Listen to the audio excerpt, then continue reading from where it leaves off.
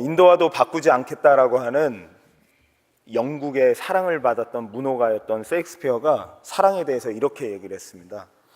사랑은 눈으로 보는 것이 아니라 마음으로 보는 것이다. 그냥 겉으로 보여지는 것만이 아니라 마음에서 뭉클하고 마음에서부터 벌써 그것이 느껴져야 된다는 말이죠. 빅토르 위고라는 사람은 이런 얘기를 했더라고요. 인생에 있어서 최고의 행복은 우리가 사랑받고 있음을 확신하는 것이다. 우리가 예수를 믿고 이 땅을 살아가는데 가장 행복한 이유는 뭐냐면 바로 이것 때문이시죠. 우리가 가장 사랑받은 자이고 우리처럼 사랑받는 자가 없다는 것을 우리가 알기 때문에 우리가 가장 행복하다는 것입니다.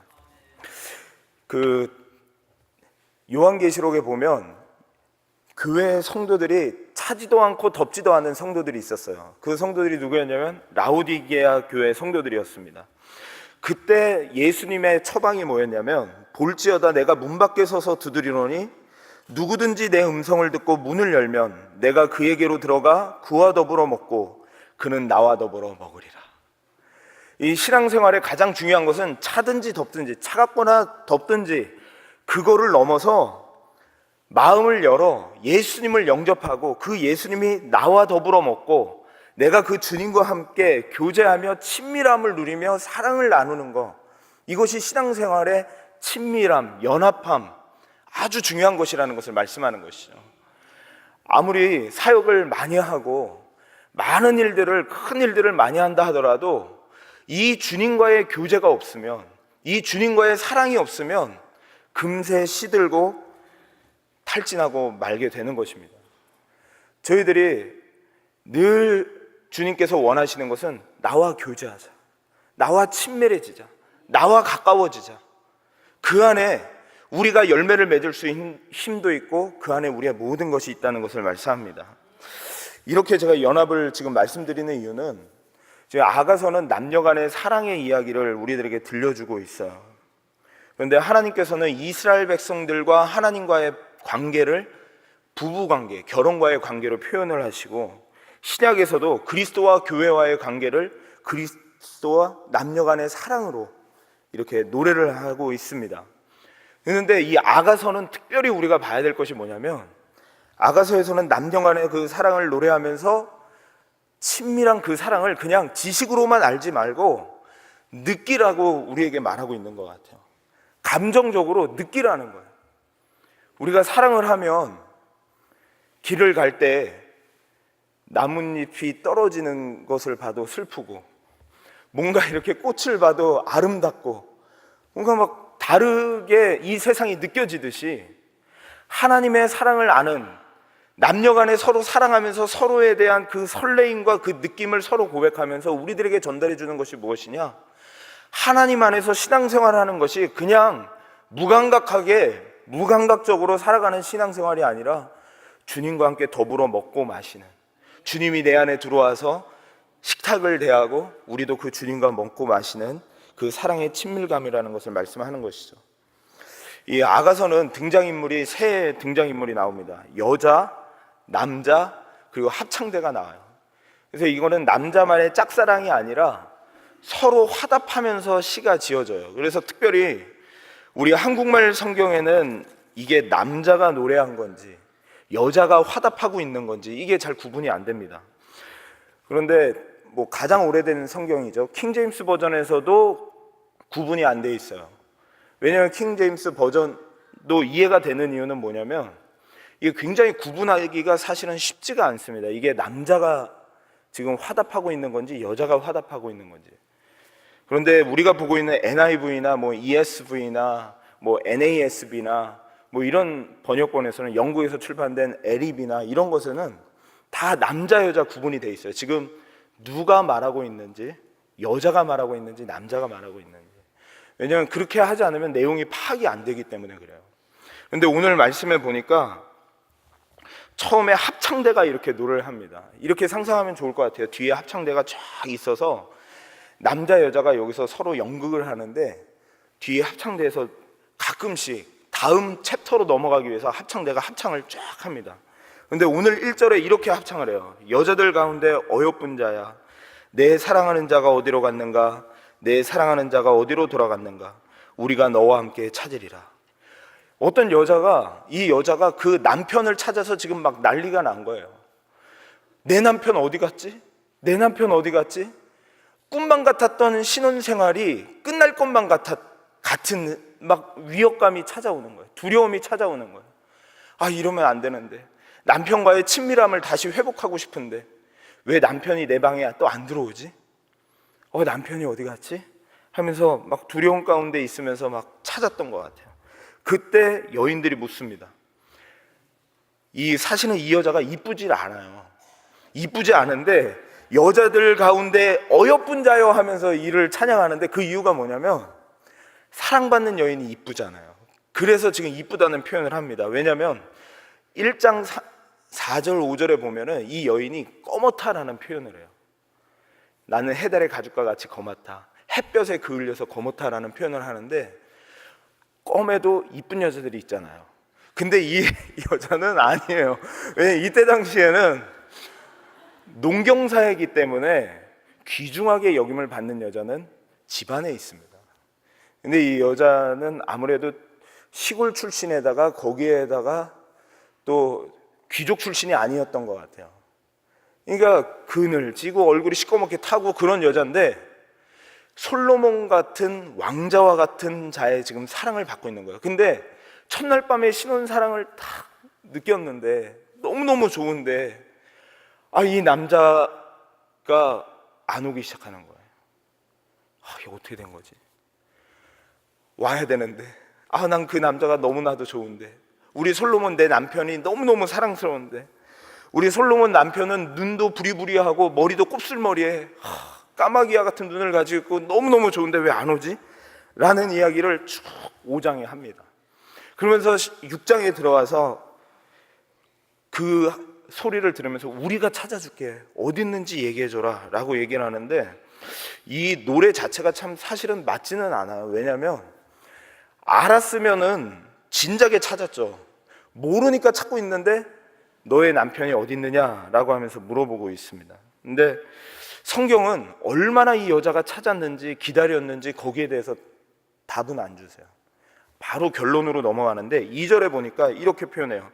내 사랑하는 자가 자기 동산으로 내려가 향기로운 꽃밭에 이르러서 동산 가운데서 양떼를 먹이며 백합화를 꺾는구나. 여기서 내 사랑하는 자는 남편이죠. 남편을 다시 만나는데 서로 관계가 회복되어졌다는 거예요. 여기 동산이라는 말은 4장 16절, 5장 1절 같은 데 보면은 서로 부부간의 사랑을 나누는 그 공간을 가리켜요. 서로 울타리. 그 울타리에서 백합화를 꺾는다라고 했는데 2장 1절, 2절에 보면 그 여인을 백합화로 표현을 해요.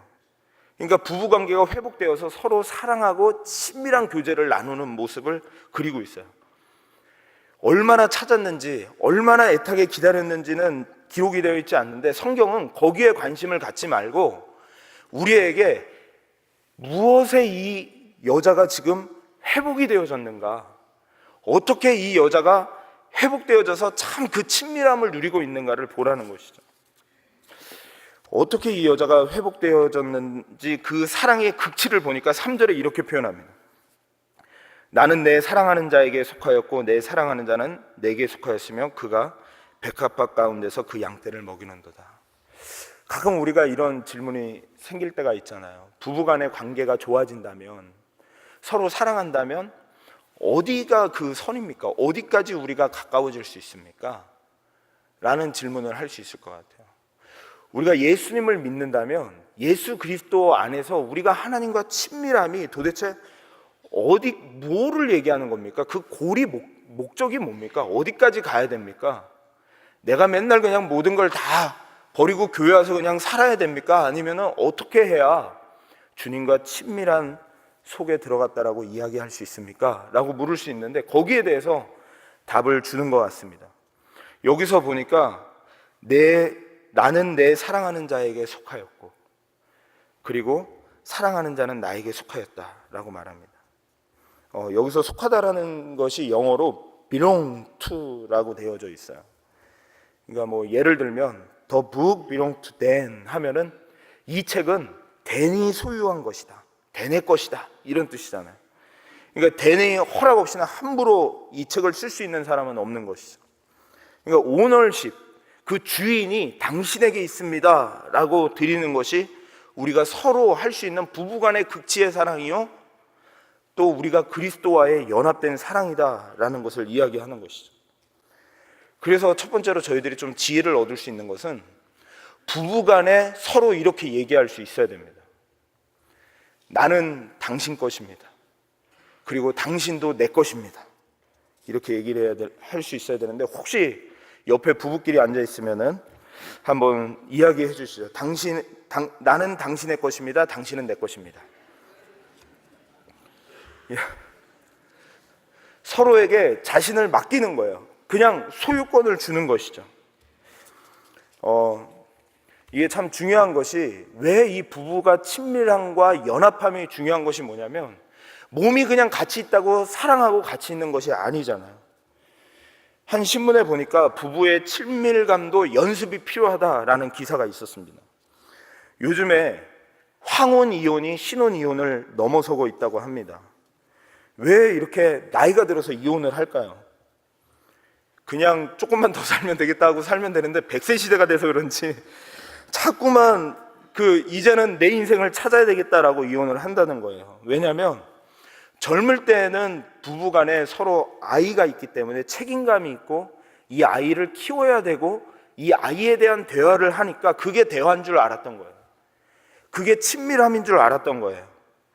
그러니까 전혀 거기에 대해서 의무감이 있었지만 남편과 아내가 친밀함 없이, 어떤 연합함 없이 그냥 의무감으로 대하면서 지내왔던 것이죠. 그러자 자녀들이 출가를 하고 시간이 많아집니다. 그러면서 부부가 같이 앉아서 얼굴을 보는 시간이 많아졌는데 어색한 거죠. 너무 어색해서 할 말이 없습니다. 핸드폰을 보는 것도 한두 시간이지 24시간이 너무 깁니다. 그래서 너무 불편하다는 거예요. 그래서 더 이상 이렇게 불편하게 살 수 없다, 그냥 우리 편하게 삽시다 하고 황혼 이혼이 점점 늘고 있다라고 합니다. 그래서 이렇게 얘기를 해요. 거기서 뭐 어떤 이야기를 하냐면, 서로의 속마음을 손잡고 털어놓고 들어주는 연습을 하라고 이야기를 합니다. 그리고 서로 손잡고 사랑합니다 라고 이야기하라고 그래요. 그리고 세 번째로는 생일이나 기념일은 더 잘 챙겨줘야 된다고 합니다. 왜 그러냐면, 가족끼리 왜 이래, 그냥 넘어가, 이렇게 하면 나중에 황혼 이혼의 위험이 있기 때문에 지금부터 그 연습해야 돼요. 우리가 부부간에 이 아가서를 통해서 우리들에게 말씀해 주는 것이 뭐냐면, 그냥 같이 있다라고 사랑하는 것이 아니라 이 친밀감과 연합함이 있어야 된다는 것을 이야기를 하는 거예요. 하나님이 원하시는 것도, 우리가 예수를 믿는 것도 그런 것 같아요. 우리가 가장 중요한 것이 무엇이냐면 이 주님과의 친밀감입니다.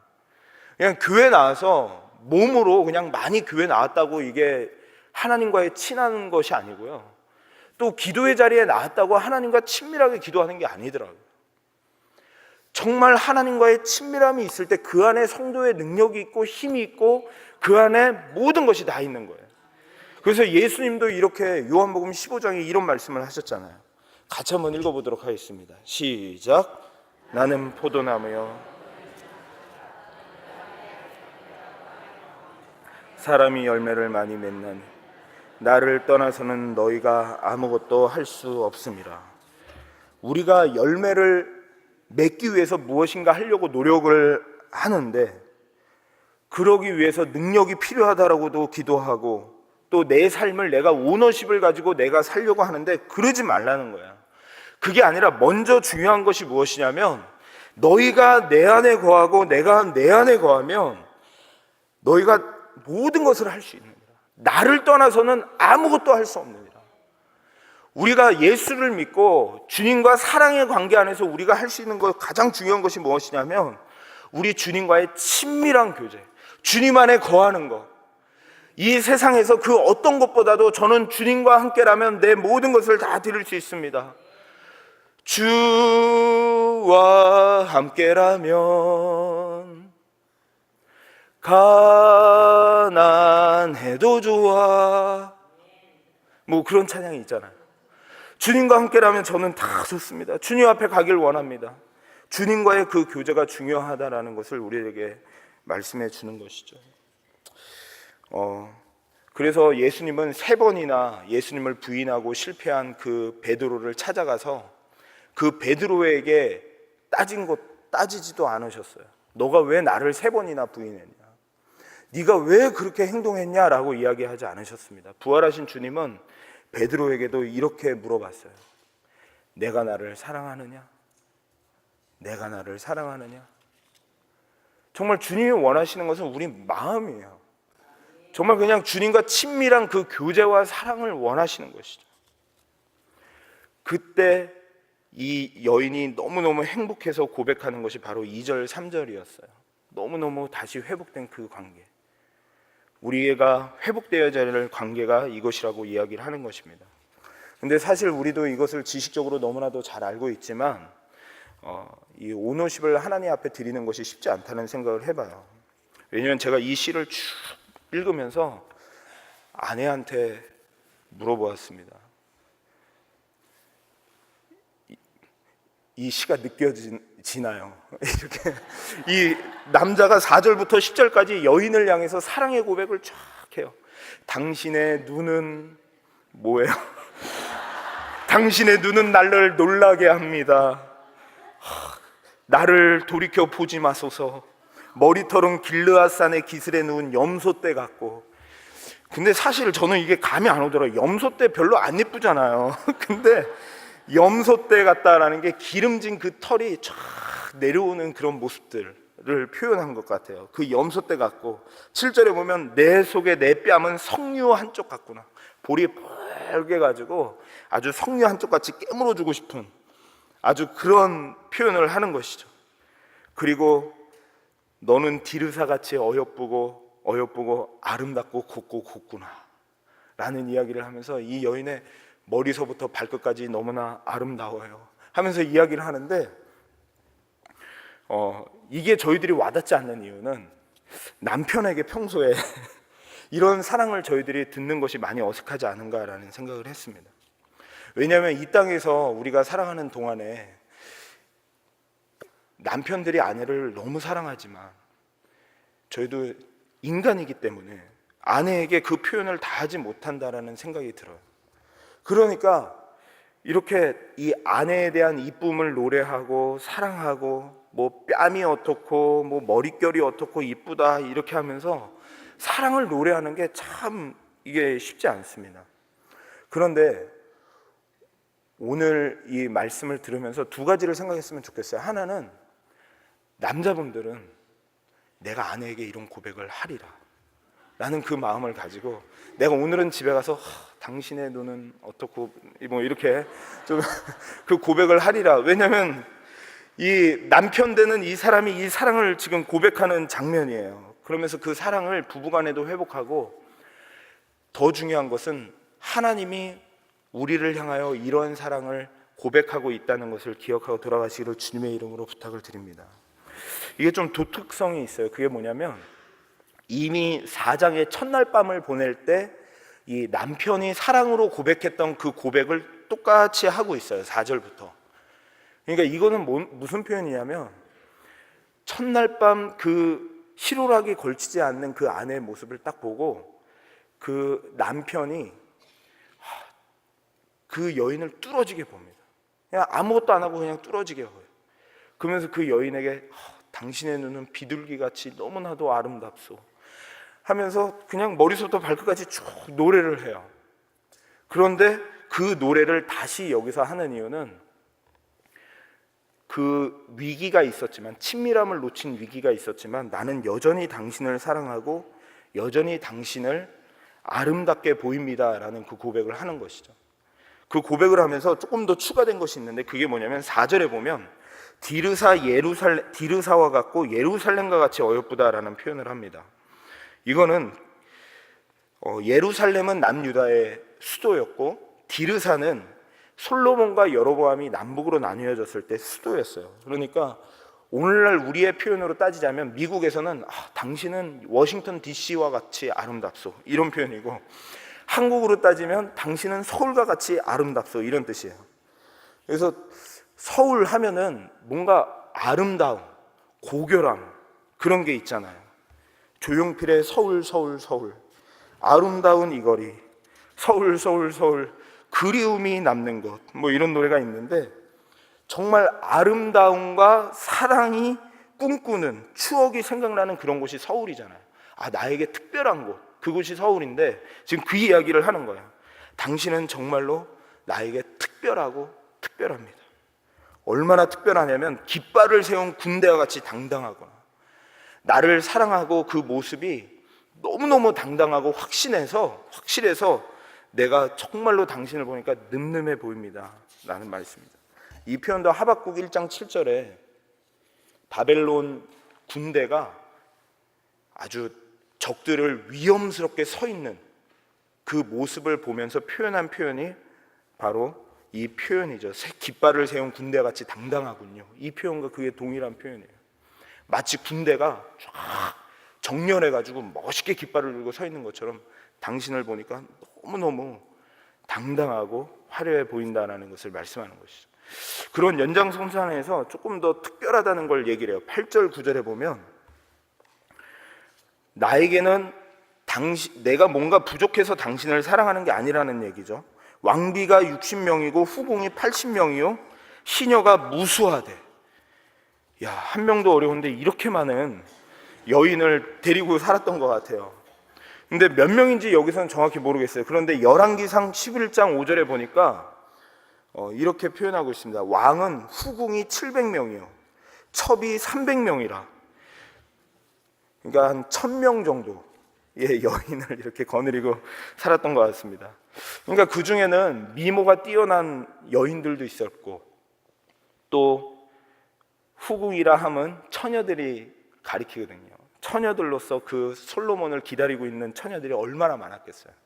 근데 이 솔로몬이 뭐라고 고백하냐면 9절에 보니까 내 비둘기는 뭐냐면 사랑하는 내 여인은 내 완전한 자는 너뿐이구나.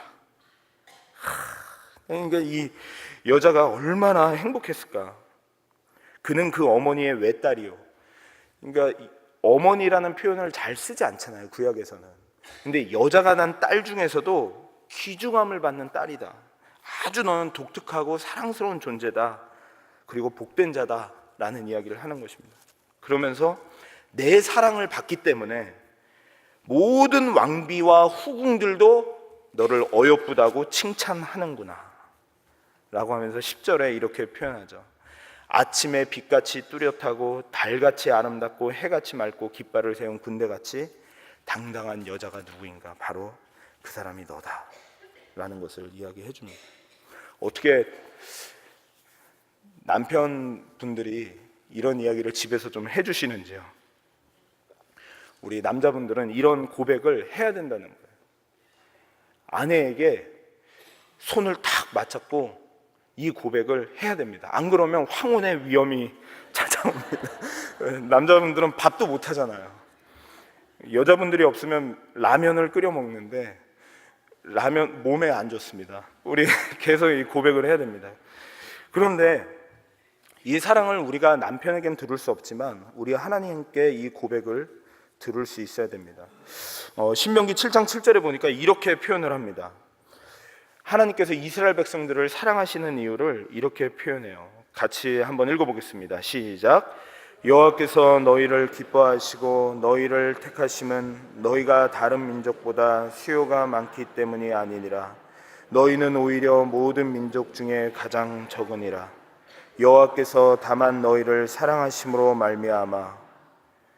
하나님께서 우리를 사랑하시는 것은 우리가 더 이쁘기 때문에.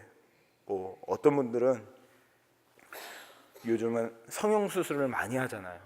내가 안 이쁜 것 때문에, 내가 조금 못난 것 때문에 많이 이렇게 좌절감을 갖고 있는데 아니라는 거예요. 하나님은 이쁘기 때문에 사랑하는 게 아니라, 그리고 하나님은 힘이 세서 사랑하는 게 아니라, 잘나서 사랑하는 것이 아니라 그냥 내가 사랑하기 때문에 사랑하는 것이다 라고 이야기하는 거예요. 우리가 연약함에도 부족함에도 하나님이 사랑하니까 이뻐 보이고 우리를 기쁘게 여기시고 우리를 보면 그 기쁨을 이기지 못하고 그 찬양이 끊이지 않는 것이 바로 하나님의 마음이라는 거예요. 근데 우리는 이 세상에서 내가 좀 이뻐야 칭찬받고 뭔가 잘해야 사랑받으니까 이 사랑이 잘 안 느껴지는 것 같아요. 근데 죄 가운데 빠져있는 이스라엘 백성들을 향하여서 하나님께서 그들을 내가 회복시키겠다라는 것을 말씀하는데, 스바냐서에 이렇게 그들을 향하여 하나님이 사랑 고백을 합니다. 우리를 향한 고백이라 생각하고 우리 다시 한 번 더 스바냐서 3장 17절 읽어보겠습니다. 시작. 너희 하나님 여호와가 너희 가운데 계시니 그는 구원을 베푸실 전능자이시라. 그가 너로 인하여 기쁨 이기지 못하시며 너를 잠잠히 사랑하시며 너로 말미암아 부르며 기뻐하시리라 하리라. 아멘. 하나님께서 우리를 보실 때 이렇게 보신다는 거예요. 여전히 죄 가운데 심판의 예언이 쭉 진행되는 가운데 마지막 절에 가서, 마지막 장에 가서 스바냐 선지자를 통해서 하나님이 이 얘기를 하는 거죠. 내가 심판을 이야기하는 것도 너희를 회복시키기 위함이다. 내가 너희를 얼마나 사랑하는지 아냐. 내가 너희를 인하여 기쁨을 이기지 못하고 내가 너를 볼 때마다 너무너무 기뻐한다. 이 이야기를 하시는 것이죠. 이래도 안 느껴지시나요? 이래도 안 느껴지시면 오늘 10절에 그런 표현을 하잖아요. 달같이 아름답고 해같이 맑고 깃발을 세운 군대같이 당당한 여자가 누구인가 라는 표현을 합니다. 이거는 그 당시의 우상들이잖아요. 달, 신. 그러니까 당신은 나에게 신과 같은 존재입니다 라는 표현이에요. 그런데 참 신이신 하나님께서 이 땅에 우리를 위해 십자가에 죽기 위해 오신 분이 계시잖아요. 그런데 그렇게 이 땅에 오셔서 우리를 위해 십자가에 죽으셨는데 그것을 뭐라고 우리들에게 말씀하시면 로마서 5장 8절에 이렇게 말씀합니다. 우리가 아직 죄인 되었을 때에 그리스도께서 우리를 위하여 죽으심으로 하나님께서 우리에 대한 자기의 사랑을 확증하셨느니라. 그러니까 계속 성경은 우리들에게 이걸 얘기하는 거예요. 하나님의 사랑을 느끼고 알라는 것이죠. 내가 너희를 얼마나 사랑하는지 알라는 거예요. 내가 너희를 볼 때 머리부터 발끝까지 얼마나 사랑스러운지 아느냐? 이 세상에 다른 화려하고 많은 것들이 있지만 내 눈에는 너밖에 안 보여. 나는 너를 너무너무 귀하게 여겨. 독특해. 나한텐 너가 당당해 보이고 확신해 보이고 나는 너밖에 안 보여 라는 것을 얘기하는 것이죠. 근데 이 사랑을 확신하면서 우리가 살아가야 되는데 그러지 못하는 것이 참 안타까운 현실인 것 같아요. 그때 저는 이 사도 바울을 보면서 깜짝 놀랍니다. 왜냐하면 사도 바울은 이 사랑을 그대로 예수님의 사랑을 받고서 그 사랑을 실천하며 살았던 사람이었는데요. 그 사람이 이렇게 표현을 해요. 이제 죄수의 몸으로 감옥에 갇히게 되는데 그 감옥 안에서 세상 법정이죠. 이 화려한 재판장이 앞에 있습니다. 그리고 뒤에는 배심원들이 쫙 있어요. 그러면서 그 바울을 죽일 수도 있고 살릴 수도 있는 그 현장이에요. 그러니까 사실은 사도 바울은 거기서 자기가 할 수 있는 것이 아무것도 없잖아요. 자기는 쇠고랑에 차져 있고 완전히 비참한 신세잖아요. 근데 그 앞에서 당당하게 이렇게 얘기하는 거예요. 이것이 우리의 고백이 되길 원하는데요. 같이 한번 읽어보도록 하겠습니다. 시작. 바울이 이르되 말이 적으나 많으나 당신뿐만 아니라 오늘 내 말을 듣는 모든 사람도 다 이렇게 결박된 것 외에는 나와 같이 되기를 하나님께 원하나이다. 그리스도의 그 사랑을 아니까, 그 십자가의 사랑을 아니까, 원수된 나를 위하여 십자가에 죽으신 그 사랑의 확신을 아니까 이렇게 당당한 거예요.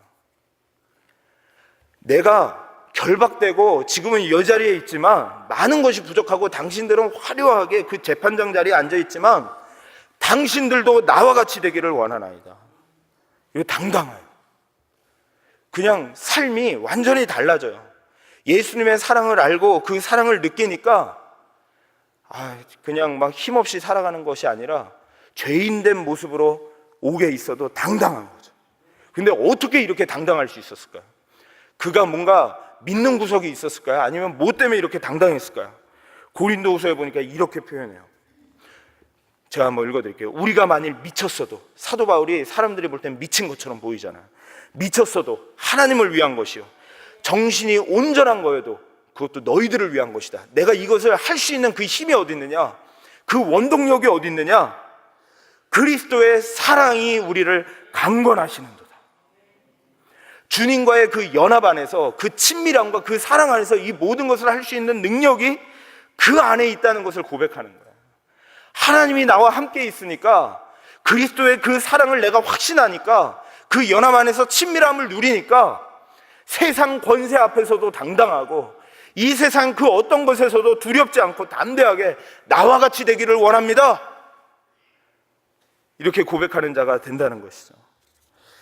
이러한 바울을 보면서 우리가 오늘 시편의 이 아가서를 보는 것과 같이 하나님과의 친밀한 교제 안에 우리 성도의 능력이 있다는 것을 다시 한번 보게 되고요. 두 번째는 정말로 그 사랑 안에서 우리가 모든 것을, 그 연합된 사랑 안에서 모든 것을 할 수 있다는 것을 보게 됩니다.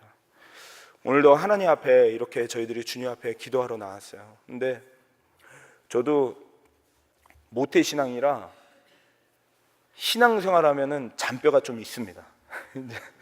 그래서 어릴 때부터 교회에서 신앙생활을 너무너무 열심히 했어요. 심지어는 아버지가 개척교회를 하시니까 20대 때 홍씨가 연애하지 말고 교회 와서 추리 달아라. 그러면 연애 약속을 잡았다가도 취소를 하고 교회 와서 정구 달고 그리고 교회 청소를 하고 했던 것이 바로 저였습니다. 그러니까 평생을 그 주님의 일을 하면서 그냥 그것이 그냥 당연한 건 줄 알았어요. 그리고 그게 성령 충만한 건 줄 알았어요. 그러다가 제가 26쯤 됐을 것 같아요.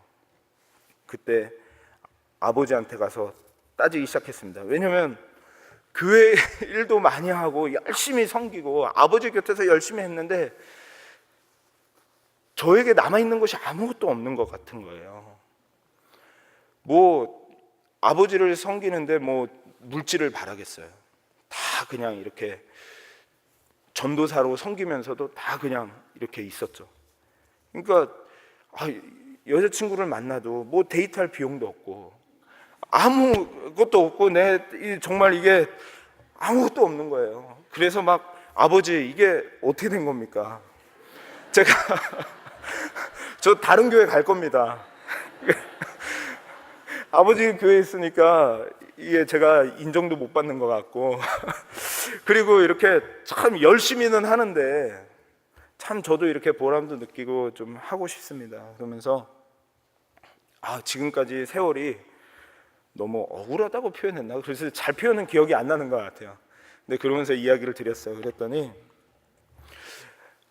저희 아버지도 굽히시지 않거든요. 그러니까 굉장히 세게 얘기하세요. 그랬더니 너 아빠 보고 이랬어? 주님 보고 이랬어?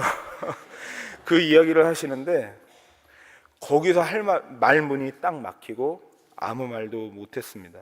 근데 제가 돌이켜 보니까 주님을 위해서 일한다고 말은 했었는데 주님과의 그 친밀한 교제 안에서의 그 능력으로 일하기보다는 그 아버지를 돕고 싶은 마음, 그리고 내가 뭔가 열심히 하고 싶은 마음, 그걸로 했던 것 같아요. 그러니까 너무너무 지치는 거예요. 한 번은 이렇게 교회에서 너무너무 밤새 추리하고 막 힘들게 하고서 이렇게 위에서 이렇게 아래를 보는데 애들이 막 뛰어노는 거예요. 웃으면서 막 뛰어놀고 막 하는데 너무 좋겠다. 너무 좋겠다. 그런 생각이 드는데 순간 그런 마음이 드는 거예요. 주님 안에서 하나님이 우리를 사랑하신다는 그 사랑 안에서 내가 저렇게 뛰어놀면서 사역해야 되는데, 내가 저렇게 뛰어놀면서 하나님의 은혜 안에서 마음껏 자유롭게 뛰어놀아야 되는데 주님과의 친밀함과 연합 없이 그냥 내 열심으로 내 노력으로 하려고 했구나 라고 하면서 막 제가 다시 한 번 더 하나님의 사랑을 느끼게 해주세요. 하나님 사랑 다시 한번 깨닫게 해주세요. 주님의 첫사랑을 다시 한번 회복하게 해주세요 라는 기도를 한 적이 있었습니다. 우리 사랑하는 성도님들, 하나님께서 원하시는 것은 오늘 아가서를 통하여 나와 친해지자. 내가 너를 얼마나 사랑하는 줄 아냐? 내가 너를 정말 사랑한다라는 것을 우리들에게 고백하는 것 같습니다. 우리가 그 십자가의 사랑 앞에 다시 한번 나아서 그 안에서 흠뻑 젖어서 주님의 은혜로 다시 한번 힘있게 일어나 주의 사역을 감당하시기를 주님의 이름으로 부탁을 드립니다. 우리 같이 부르고 싶은 찬양이 있습니다. 십자가 그 사랑이라는 찬양인데요, 제가 그 아이들을 보면서 그때 울면서 불렀던 찬양이에요. 이 찬양이 이 찬양을 왜 불렀냐면, 내가 정말 주님의 사랑에서 많이 떨어졌구나 라는 생각을 했기 때문에 그렇습니다. 많이 주님을 생각한다고 했는데 내가 왜 이렇게 지치지? 내가 왜 이렇게 힘들지? 주의 일을 하는데 내가 왜 이렇게 기진맥진하지? 그런 생각을 했더니 내가 십자가의 그 사랑에서 떠났구나 라는 생각이 들었어요. 그러면서 이 찬양을 부르게 됐는데요, 이 찬양 우리 한번 같이 찬양하면서 위로를 누리기를 소망합니다. 십자가 그 사랑 멀리 떠나서 무너진 나의 삶 속에 잊혀진 주네,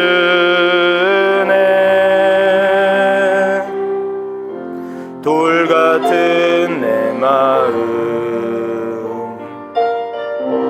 어루만진 삶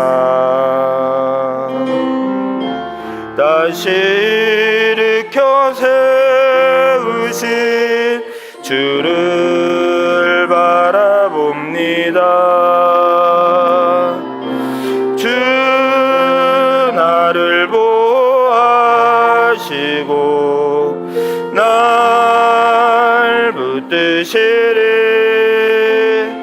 나는 보배롭고 존귀한 주님의 자녀라. 주 나를 보호하시고 날 붙드시리. 나는 보배롭고 존귀한 주의 자녀라. 아멘. 이 시간 우리 같이 합심으로 한번 기도하는 시간 가졌으면 좋겠습니다. 이 시간에 조용히 눈을 감고요, 혹시 주님의 일을 하면서도 마음이 불안하고 또 염려되고 또 탈진하고, 혹시 주님 앞에 몸은 나와 있지만 주님과의 친밀함을 잃어버리신 분은 없으신지요? 다시 한 번 더 주님과 십자가 그 사랑 안에 들어가서 내가 친밀한 사랑을 누릴 수 있도록 인도하여 주옵소서. 그래서 사도 바울은 정말로 자신을 죽일 수 있는 그런 사람들 앞에서도 나와 같이 되기를 원하노라 라고 하면서 당당하고 씩씩하게 복음을 증거하며 믿음으로 살았는데, 우리도 우리의 삶 가운데 우리를 좌절하게 하고 낙심하게 하는 것을 뛰어넘어 주님의 사랑 안에서 다시 한번 일어나 걸어나갈 수 있는 저희들 될 수 있도록 인도해 주시옵소서. 그리고 또 부부 간에 또 혹시라도 남편이 아내를 향하여서 지금 이러한 사랑의 고백을 못하고 있다면, 하나님 아내를 향하여 정말로 우리의 죄 가운데서도 그리스도께서 이런 고백을 한 것처럼 아내를 정말 사랑하는 마음으로 고백하게 하시고, 아내들도 남편과 이 친밀함을 위해서 노력하는 저희들 부부가 될 수 있도록 하나님 인도해 주시옵소서라고 이 시간 우리 같이 합심으로 한번 기도하겠습니다. 기도하시겠습니다. 하나님 아버지, 이 시간 주님 앞에 하나님 노래 중에 노래